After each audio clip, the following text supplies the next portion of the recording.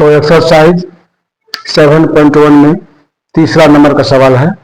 दिया गया है ए बी कोई रेखाखंड है, ए बी पर ए डी और बी सी दो लंब डाला गया है, ठीक है। तो दिखाएं, कहता दिखाने के लिए, और इसमें एक विशेष बात यह है, उसमें एक विशेष बात यह है कि ए डी बराबर बी सी है, ए डी बराबर बी सी है, ए डी बराबर बी सी है। तो दिखाएं कि ये जो है डी सी जो है सी डी जो है ए बी को दो बराबर सम विभाजित करती है, यानी कि ये बराबर O B equal to O A, ये दोनों बराबर है, सिद्ध करना है, ठीक है। चलते हैं सिद्ध करते हैं, तो देखते हैं प्रमाण देते हैं।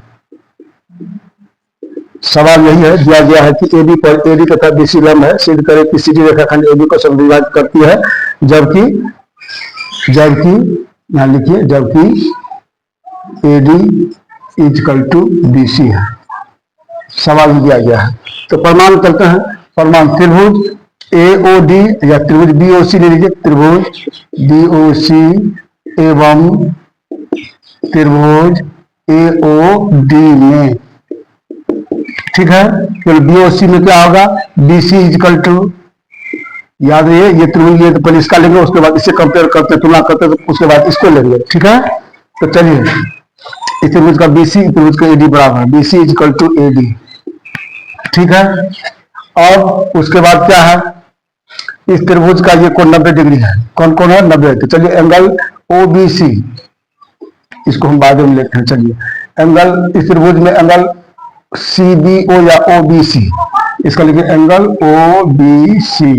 तो इस त्रिभुज इसके ये भी 90 डिग्री है, तो ओ ए डी, तो कोण ओ ए डी क्या है 90 डिग्री है, जो कि दिया गया है, क्या है दिया गया है, दिया गया है, ये लिखना जरूरी है कारण, ठीक है। अब चलते हैं बीसी, इस त्रिभुज का बीसी त्रिभुज का एडी बराबर है, तो बीसी इक्वल टू एडी, ये भी दिया गया है, दिया गया, सवाल में दिया गया है, ठीक है। और दूसरा जो है एक दूसरे को काटता है तो शीर्षाभिमुख कोण बराबर होता है, इसीलिए angle B O C, angle B O C equal to angle A O D, angle A O D क्या है, ये शीर्षाभिमुख कोणों का युग्म है, शीर्षाभिमुख कोणों का युग्म है, का युग्म है, ठीक है। इसीलिए अब इसको क्या रखें, ए ये एस ये ए है ना, ए से हुआ एंगल साइड एंगल, ठीक। इसका क्या लगा लेंगे हम, ए एस ए अभिगृहित से, ठीक है। ए एस ए अभिगृहित से क्या होगा, से त्रिभुज बी ओ सी कॉन्ग्रुएंट सर्वांशम त्रिभुज ए ओ डी। अब ए ओ डी दोनों का सर्वांशम हो गया, तो सिंप्लिसिटी से क्या बाद बाकी अनबराबर होगा, इसका मतलब हुआ O B equal to O A, O B equal to O A, यहाँ लिखना सिंप्लिसिटी से, सिंप्लिसिटी से प्रूव्ड, यही प्रूव्ड मांगा था, ठीक है। ध्यान से देखिए, इससे पहले बेसिक्स में आप लोगों को बताया है, उसको ध्यान में देखिएगा तो आराम से समझ में आ जाएगा। सिंप्लिसिटी का मतलब भी समझ गए, तीन चीज बराबर है तो बाद बाकी ये कोण और ये कोण भी बराबर हो जाएंगे, ये भुजा बराबर हो गया, बाद बाकी जो है ये भुजा बराबर, ये भुजा भी ऑलरेडी बराबर हो जाएंगे, ठीक है।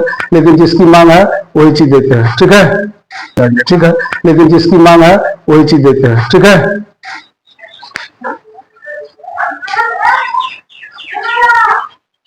तो अगले सवाल में, अगला सवाल 4 नंबर का है। 4 नंबर का सवाल में दिया गया है कि एल पैरेलल एम, एल समांतर एम रेखा है, इसी को प्रतिच्छेद दूसरा समांतर रेखा का जोड़ा करता है, पी समांतर क्यू प्रतिच्छेद करता है, ठीक है।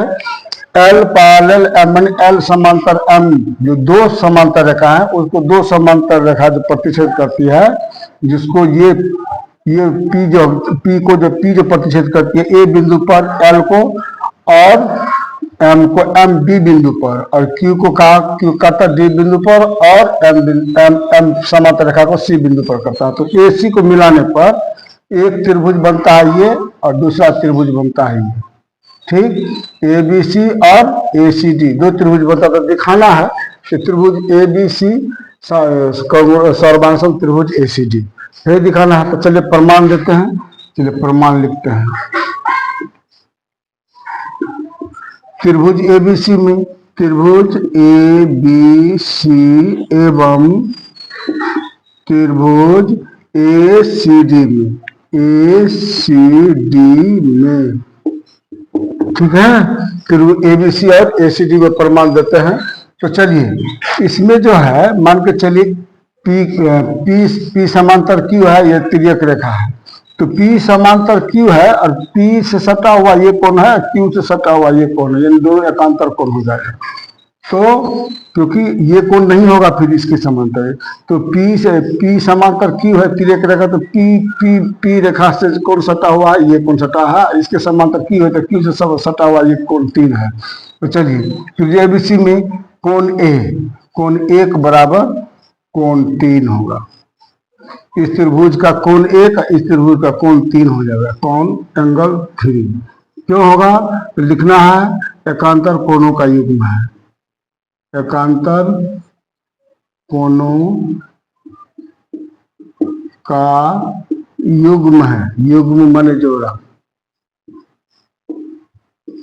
ठीक है। अब चलिए AC दोनों में है तो AC लिख देते हैं, AC इजकल टू AC क्या उभयनिष्ठ है, उभयनिष्ठ माने जो दोनों में है, उभयनिष्ठ है, ठीक है। और तीसरा क्या है, अब देखिए ये दोनों L समांतर M है, इसको काटता तिर्यक रेखा, तो L से सटा हुआ कोण 4 और इसे सटा हुआ कोण 2 है ना। तो पहले कौन लिए है, एबीसी लिए है, तो 1 बराबर 3 हो गया और 2 बराबर 4 हो जाएगा।